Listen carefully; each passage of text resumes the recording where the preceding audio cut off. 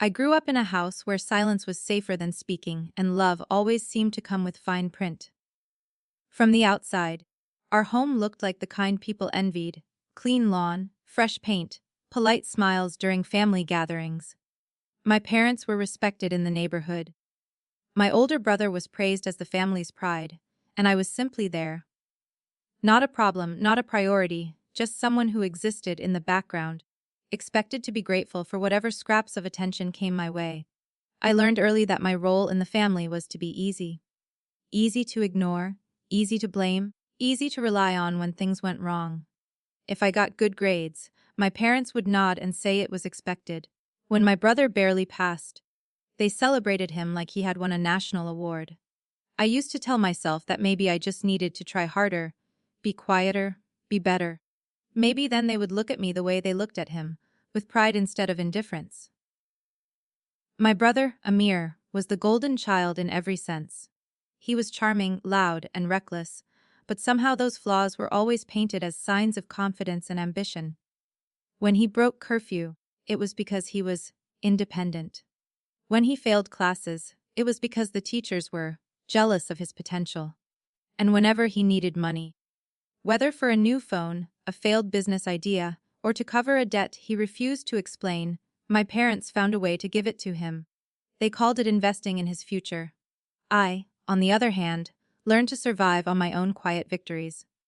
I got scholarships instead of asking for tuition help. I worked part-time jobs while studying, often coming home late to find my parents asleep, and my dinner left cold on the stove. No one asked me how my day went. No one asked if I was tired.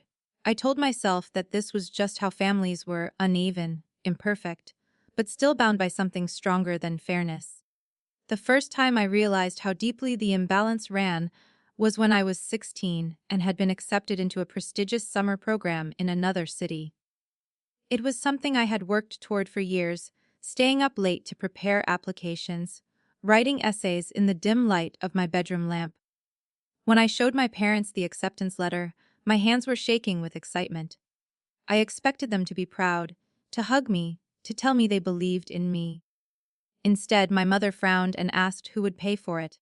When I explained that I had received a partial scholarship but still needed some help with travel and accommodation, she sighed like I had asked her for something unreasonable. My father said we couldn't afford it, that it was a waste of money for something that didn't guarantee a job. That same week, they bought Amir a new laptop because he said he might want to start a YouTube channel. I didn't go to the program. I told my friends I had changed my mind. That night, I cried into my pillow so quietly that no one in the house would hear me.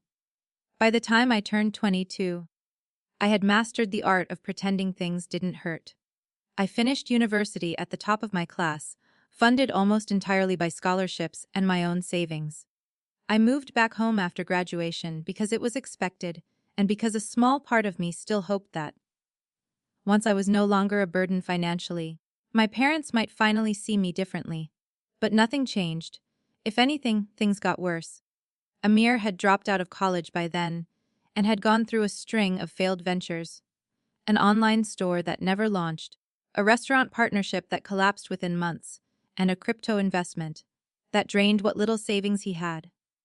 Each time, my parents stepped in to fix things. They sold jewelry, took loans, and even borrowed from relatives to keep him afloat. They called it supporting their son through hard times. Then one evening, I came home from work to find my parents sitting at the dining table with serious expressions. Amir was there too, scrolling through his phone like he always did when he didn't want to be part of an uncomfortable conversation. My father cleared his throat and told me they needed to talk about finances. He explained that Amir had gotten into trouble again, this time with a business partner who was demanding repayment.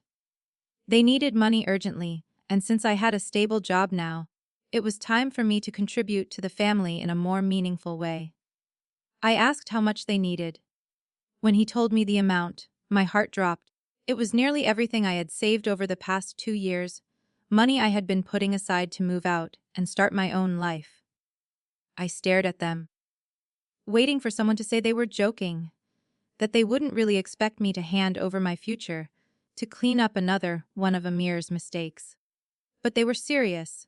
My mother reached across the table and said, in a soft but firm voice, that this was what families did for each other. She reminded me of how much they had sacrificed raising me, how ungrateful it would be to refuse when they needed me most. Amir didn't even look up from his phone. Something inside me cracked then. Not loudly, not dramatically, just a quiet, painful realization that I had never been seen as their daughter with dreams and plans of her own. I was a safety net, a backup plan, the responsible one who would always fix what the golden child broke. I told them I needed time to think. That night, I lay awake staring at the ceiling, replaying every moment of my childhood when I had swallowed my feelings to keep the peace. I thought about the summer program I never attended, the nights I studied while Amir partied, the way my parents' faces lit up for him and dimmed for me. And for the first time, I allowed myself to admit a truth I had avoided for years. I was tired of being the only one sacrificing. The next evening, I sat them down and told them I couldn't give them the money. I explained that I had my own plans, my own future to build, and that Amir needed to take responsibility for his actions. My voice shook, but I forced the words out anyway. The reaction was immediate and explosive. My mother's eyes filled with tears as she accused me of turning my back on my own family. My father's voice rose in anger, calling me selfish and heartless. He said that after everything they had done for me, I was abandoning them in their time of need. Amir finally looked up then, glaring at me like I had personally betrayed him. They didn't ask why I felt the way I did. They didn't acknowledge the years of imbalance. All they saw was a daughter refusing to obey. The argument went on for hours, voices echoing through the house, until even the neighbors must have heard. I remember standing in the middle of the living room, my hands trembling, as my father shouted that if I walked away from this responsibility, I was no longer welcome under his roof. My mother sobbed, repeating that she had raised an ungrateful daughter. In that moment, I realized there was nothing left to save. I could keep sacrificing pieces of myself to keep them happy, or I could finally choose my own life. So I went to my room, pulled out my old suitcase, and started packing. Each item I folded felt like a goodbye to the girl who had spent her whole life trying to earn love that was never freely given. My mother stood in the doorway watching me, her face a mix of anger and disbelief. She kept saying I would regret this, that the world outside was cruel and I would come crawling back. Maybe she was right about the world being cruel. But I knew staying would be crueler. When I dragged my suitcase to the front door, my father didn't stop me. He simply looked at me with cold disappointment and said, "If you leave now, don't expect us to be here when you fail." I stepped outside anyway, my heart pounding so hard it felt like it might burst. The night air was cool, and for a second I just stood there on the driveway, staring at the house where I had spent my entire life, feeling like a guest. I expected to feel overwhelming fear or guilt. Instead, I felt something strange and unfamiliar, relief. I walked away with nothing but a suitcase, a few thousand in savings, and the echo of my parents' voices calling me ungrateful. At the time, their words felt like a curse that would follow me forever. I didn't know then that one day, those same people would stand at another door, my door, asking for the help they once believed I didn't deserve. The first night after I left, I slept on the couch of a college friend who had been kind enough not to ask too many questions. Her apartment was small and cluttered, with textbooks stacked on every surface and the faint smell of instant noodles lingering in the air. It wasn't comfortable, but it was quiet, and for the first time in years, I fell asleep without the tension of waiting for someone to criticize me or demand something I couldn't give. Morning came with a sharp wave of reality. I wasn't just taking a stand anymore. I was homeless, technically, and entirely responsible for myself. My savings, which had once felt like a safety net, now looked frighteningly small when I thought about rent, food, and transportation. I spent that day scrolling through rental listings and job boards, trying to ignore the knot of anxiety in my chest. Every click felt like a gamble. Every number on the screen a reminder that I had no one to fall back on if things went wrong. Within a week, I found a tiny room in a shared apartment across town. The building was old, the walls thin enough that I could hear my neighbors arguing through them, and the paint peeled in corners where dampness had settled in over the years. But the rent was low, and the landlord didn't ask many questions. I signed the lease with hands that trembled slightly, aware that this cramped space was now the only place in the world I could truly call mine. I worked full time at a small marketing firm during the day, a job I had secured just months before leaving home. It wasn't glamorous, but it paid steadily, and I clung to that stability like a lifeline. In the evenings, I took on freelance work, editing documents, designing basic social media posts, anything that could bring in extra income. My days blurred into a routine of early mornings, crowded buses, long hours in front of a screen, and late nights calculating how to stretch every rupee. There were nights when exhaustion hit me so hard that I would sit on the edge of my narrow bed and cry without making a sound. Not because I missed my family exactly, but because the weight of everything rested solely on my shoulders now. If I got sick, there was no one to bring me medicine. If I lost my job, there was no safety net. The freedom I had fought for came with a price I had only begun to understand. Still, there was something different about the silence in this new life. It wasn't the tense, judgmental silence of my parents' house. It was a quiet that belonged to me. I could leave dishes in the sink overnight without being called lazy. I could stay up late reading or listening to music without being told I was wasting electricity. These small freedoms felt strangely luxurious, as if I had stepped into a life I had never been allowed to live before. The first time I decorated my tiny room, I almost laughed at how little it took to make me happy. I bought cheap fairy lights from a street vendor and hung them along the wall. I printed out a few photographs from my university days, moments with friends who had treated me like I mattered, and taped them beside my desk. The room still looked modest and worn, but it felt warmer, more alive. It was the first space I had ever shaped according to my own taste, not someone else's expectations. At work, I kept my head down and focused on proving myself. I arrived early, volunteered for extra tasks, and double-checked every piece of work before submitting it. My boss, a sharp but fair woman named Farah, began to notice my efforts.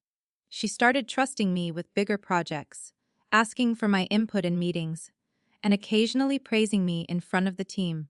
Each word of recognition felt like sunlight on skin that had been starved of warmth for years. Slowly, my confidence began to grow. I enrolled in online courses to improve my skills, studying late into the night despite my fatigue. I remembered how my parents used to say that my ambitions were unrealistic, that I should aim for something simpler, something safer. Now, with no one around to dismiss my goals, I found myself daring to dream bigger than I ever had before. Months turned into a year, and then another. The financial strain eased slightly as my salary increased and my freelance work became more consistent. I moved from the tiny shared apartment to a small studio of my own. It wasn't in a fancy neighborhood, but it had a large window that let in sunlight during the mornings, and that alone felt like a blessing. I bought second-hand furniture, a soft rug for the floor, and a bookshelf that I filled slowly, one novel at a time. What surprised me most during those years was not how much I struggled, but how much I changed. Without my parents' constant criticism echoing in my ears, I started to trust my own judgment. I stopped apologizing for things that weren't my fault. I learned to say no to unreasonable demands at work and in my personal life. The timid girl who used to shrink at raised voices was gradually replaced by someone who could hold her ground, even when her voice trembled. There were moments, of course, when memories of my family crept in unexpectedly. A familiar song would play on the radio, or I would pass a restaurant we used to visit on special occasions, and a sharp ache would settle in my chest. I wondered sometimes if they thought about me at all, if they regretted what they had said the night I left. But the years passed without a single call or message from them. Their silence became its own kind of answer. Instead of dwelling on what I had lost, I began building connections with people who treated me with kindness and respect. I made friends at work, joined a small book club in my neighborhood, and even started volunteering on weekends at a community center. For the first time, I experienced what it felt like to be valued not for what I could give, but for who I was. One evening, after receiving a promotion to a senior position at work, I sat alone in my apartment holding the official letter in my hands. The salary increase was significant, enough that I no longer had to worry about every single expense. I thought about the girl who had left her parents' house with a suitcase and a few thousand in savings, terrified and unsure of her future. If she could see me now, sitting in a place I had earned through my own effort, she might not even recognize herself. Yet the sense of victory was bittersweet. Achievements felt quieter without family to share them with. I watched colleagues celebrate promotions with their parents and siblings, receiving hugs and proud smiles. I clapped and smiled along with them, but a small part of me wondered what it would feel like to have someone look at me that way, to be proud of me simply because I was their daughter. Over time, that longing faded into something softer, less painful. I began to accept that the family I had been born into might never give me the validation I had once craved. And strangely, once I stopped waiting for their approval, I started to feel lighter. My worth no longer depended on their opinions or their acknowledgement. I had built a life that stood on its own, brick by brick, decision by decision. By the 5th year of living on my own, my days were no longer defined by survival but by growth. I had a stable career, a comfortable apartment, and a small circle of friends who felt more like family than my relatives ever had. I traveled for the first time using my own savings, standing on a beach miles away from the city where I had grown up, letting the waves wash over my feet as I realized just how far I had come. Standing there, watching the horizon stretch endlessly in front of me, I felt something settle deep inside my chest, a quiet, steady sense of pride. I had done what everyone said I couldn't. I had walked away from a toxic home, faced the world alone, and not only survived but thrived. I thought that chapter of my life was closed forever, that the past would remain exactly where I had left it, behind me, fading slowly into memory. I had no idea that one ordinary evening, a simple knock on my door would bring all of it crashing back into my carefully built present, forcing me to confront the people I had once sacrificed everything for and decide, once again, whether I would choose them or myself. It was a quiet Sunday evening, the kind that usually passed in peaceful routine. I had spent the afternoon doing laundry, tidying my apartment, and preparing meals for the week ahead.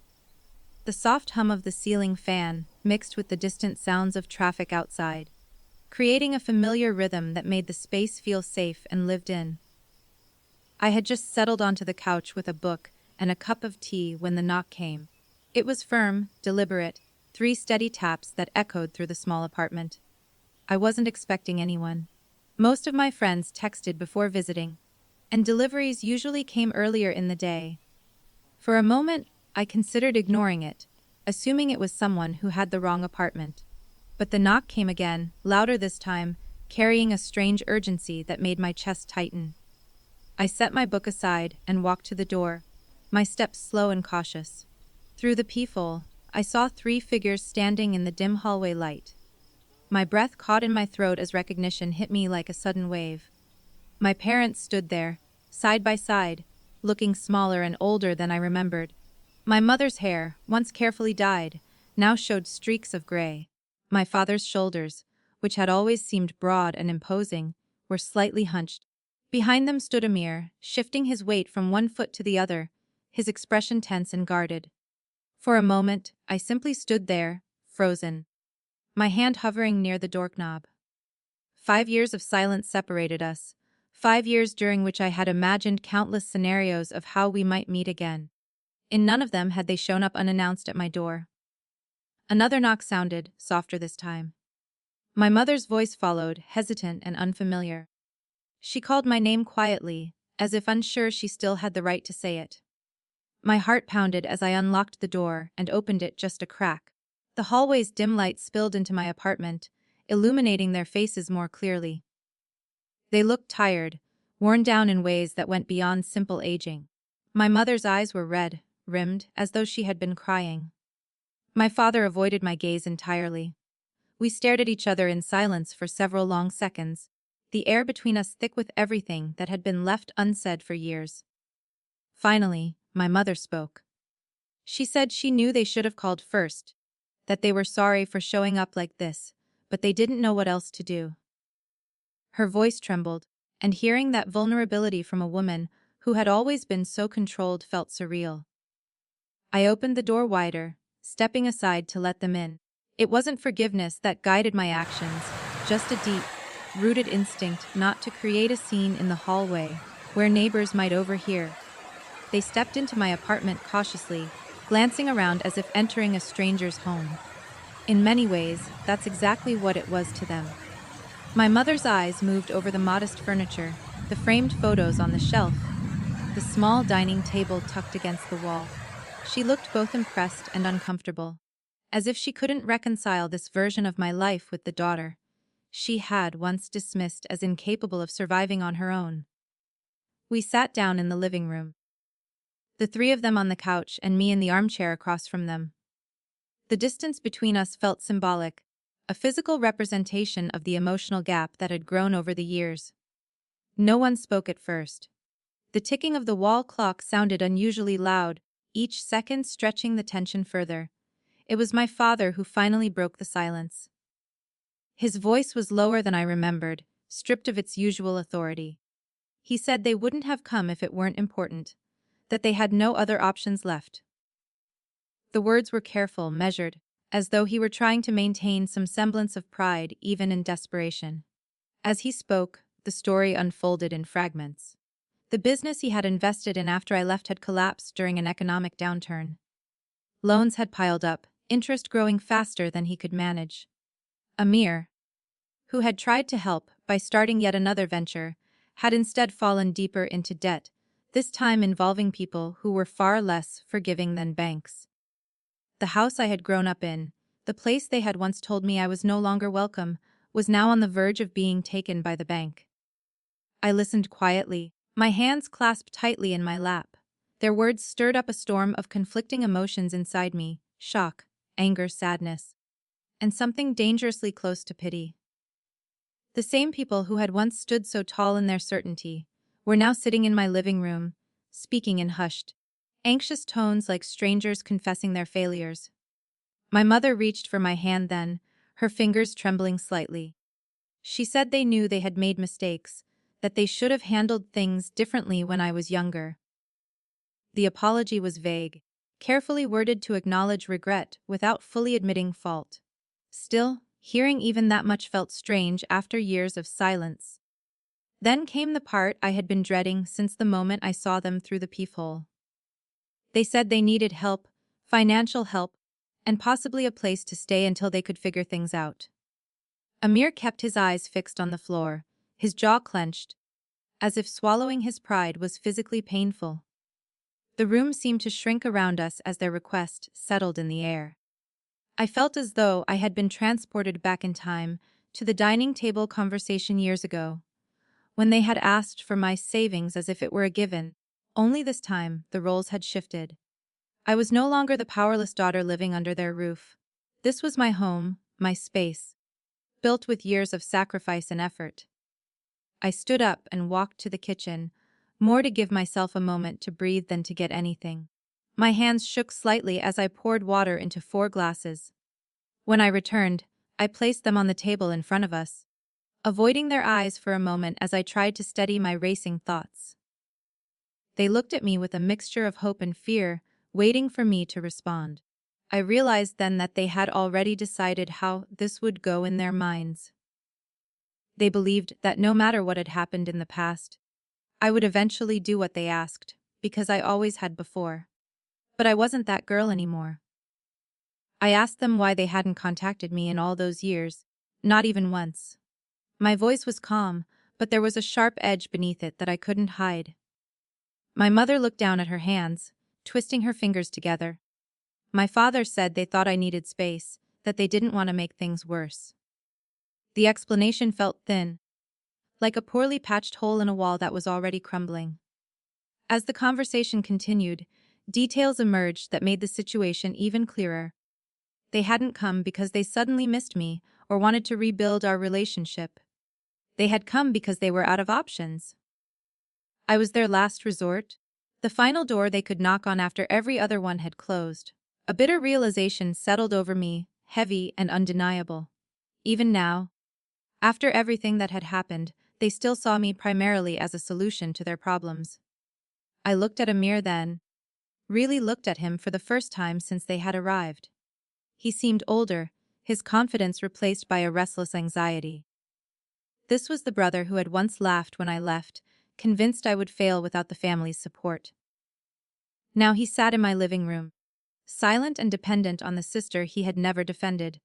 The weight of the decision in front of me pressed down on my chest. Part of me, the part that had been raised to believe that family came before everything else, urged me to help them without question. But another part, the stronger, harder, earned part of me, whispered that this was exactly how the cycle had always continued, with me sacrificing and them taking. As they waited for my answer, I realized that this moment was not just about money or a place to stay. It was about whether I would allow the past to repeat itself or finally break free from the role they had assigned me since childhood.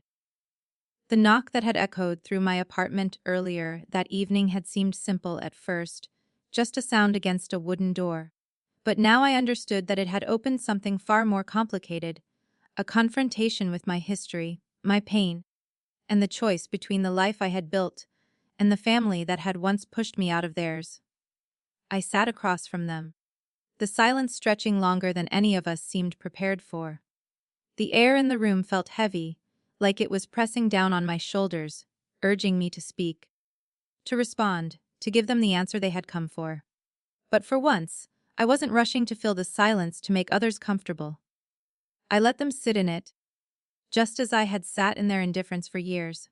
My mother's eyes darted around the room, lingering on the framed certificate for my recent promotion and the bookshelf I had slowly filled over the years. I could almost see the confusion behind her gaze. This quiet, self-sufficient life I had built did not match the helpless daughter they had predicted I would become. My father sat stiffly, his hands clasped tightly together, his jaw tense as though he was bracing himself for a blow he couldn't yet see coming. Amir remained slouched on the couch, avoiding eye contact, but I could sense his impatience beneath the silence. I finally spoke, asking them to explain exactly what they expected from me. My voice was calm, but it carried a firmness that felt unfamiliar even to my own ears. My father cleared his throat and began outlining their situation again, this time with more specifics: how much money they owed, how quickly the bank was moving, how they might lose everything within weeks. As he talked, he kept glancing at me, waiting for signs of sympathy, for the moment I would interrupt and tell him not to worry. But I didn't interrupt. When he finished, my mother leaned forward, her eyes glossy with unshed tears. She said that no matter what had happened in the past, we were still family. She reminded me of birthdays I had spent in that house, of meals we had shared, of the roof they had provided over my head growing up. Her words were soft, carefully chosen, but they carried an undercurrent of expectation, as if listing these memories was enough to erase the pain that had lived behind them. I felt a tightness in my chest, but instead of swallowing my feelings like I used to, I let them rise to the surface. I told them that I hadn't left because I wanted to hurt them. I had left because staying was slowly destroying me. I spoke about the years of being overlooked, about how my achievements had been treated as obligations while Amir's failures were treated as temporary setbacks. The words came out haltingly at first, but once I started, they poured out with a force I hadn't realized I had been holding back for so long. My father's expression shifted from guarded patience to irritation. He said I was exaggerating, that all parents made mistakes, and that I was focusing too much on the negative. He insisted that they had done their best, that everything they did had been for our benefit. The familiar dismissal stung, but it also strengthened my resolve. It was the same pattern, repeating even now. They were willing to acknowledge small errors, but not the deeper truth of how those choices had shaped my life. I looked at Amir then, and asked if he remembered the night I left. He shrugged, muttering that things had been tense, and everyone had said things they didn't mean. He said it like it was a minor argument, not a moment that had fractured our family completely. Hearing him reduce it to something so trivial made something inside me snap. I told them exactly what I had heard that night, being called ungrateful, being told I was no longer welcome if I refused to hand over my savings, being warned that I would fail without them. My voice shook, but I didn't stop. I described the fear I had felt stepping out into the world alone, the nights I had cried in a tiny rented room while they lived their lives as if I had never existed. I asked them why, in 5 years, none of them had ever called to ask if I was safe, if I had eaten, if I was alive. My mother began to cry openly then, her shoulders shaking as she tried to speak through her tears. She said they had been stubborn, that pride had kept them from reaching out, that they thought I would come back, once I realized how hard life was without them. Her confession hung in the air like a fragile glass ornament, reflecting both regret and the stubborn belief that they had somehow been justified. My father, however, remained rigid. He said that regardless of the past, the present situation was urgent and that family should help family in times of crisis. His tone carried a note of frustration now, as though he couldn't understand why I was complicating things with emotions when there was a practical problem that needed solving. I realized then that this was the core of our conflict. To them, my feelings were obstacles, inconveniences that stood in the way of the assistance they believed they were entitled to. To me, those feelings were the very reason I had survived and built a life worth protecting. I took a deep breath and told them that I had spent years learning to stand on my own, to build something stable and peaceful. I explained that helping them in the way they were asking, by giving them a large sum of money or letting them move into my apartment, would put everything I had worked for at risk. I wasn't refusing out of spite or revenge. I was refusing because I had finally learned to value my own well-being. The look of shock on their faces was immediate. My mother's tears slowed as she stared at me, as if trying to reconcile this calm, resolute woman with the obedient daughter she remembered. My father's eyes narrowed, and for a moment, I saw a flash of the authority he used to wield so easily. He asked if I was really going to abandon them, the way they had supposedly abandoned me, his words twisting the narrative in a way that made me feel both angry and oddly liberated. I shook my head and told him that what they were experiencing now wasn't abandonment, it was consequences. They had chosen to prioritize one child over another for years, to ignore my pain, to cut me off when I stopped being useful to them. Now they were facing the results of their own decisions, just as I had faced the results of mine when I walked out with a suitcase and no guarantee of success. Amir finally spoke up, his voice sharp with frustration. He said I was being heartless, that I had more than enough to help them and was choosing not to out of pride. He accused me of holding grudges and acting superior just because my life had turned out better than theirs. His words echoed the same accusations I had heard growing up, but instead of shrinking under them, I felt an unexpected calm. I told him that building my life had required sacrifices he had never been forced to make, that every piece of stability I had came from years of hard work and loneliness. I wasn't obligated to tear that down to fix problems I hadn't created. The silence that followed was thick and uncomfortable, but this time it didn't suffocate me. It felt like space where my truth could finally exist without being shouted down. Eventually, my mother wiped her eyes and asked in a small, defeated voice if there was truly nothing I was willing to do. The question hung in the air, fragile and uncertain. I thought about it carefully before answering. I told her that I could help them look for financial counseling, that I could help them find resources or legal advice. But I would not give them money or let them move in. It was the only way I could offer support without sacrificing the life I had built. The disappointment in their faces was immediate and painful to watch. They had come expecting a solution that would erase their problems quickly. Instead, they were faced with boundaries, something they had never allowed me to have when I lived under their roof. My father stood up first, his movements stiff and controlled. He said they should go, that they had clearly overstayed their welcome. My mother lingered for a moment longer, her eyes searching my face as if hoping I would change my mind at the last second. When I didn't, she slowly rose to her feet as well. As I walked them to the door, a strange mixture of sadness and relief settled in my chest. This wasn't the reunion I had once imagined in my loneliest nights. There were no heartfelt apologies, no sudden understanding that healed everything. Instead, there was a quiet acknowledgement that we had grown into people who no longer fit into each other's lives the way we once had. At the threshold, my father paused and looked back at me. His expression was unreadable, caught somewhere between anger and something softer he refused to show. He opened his mouth as if to say something, then seemed to think better of it, and stepped into the hallway without a word. Amir followed, still avoiding my gaze. My mother was the last to leave, her eyes glistening as she whispered that she hoped I would never have to face a situation where I needed help and had no one to turn to. The door closed behind them with a soft click, and the apartment fell silent once more. I leaned against the door, my legs suddenly weak, and let out a long, shaky breath.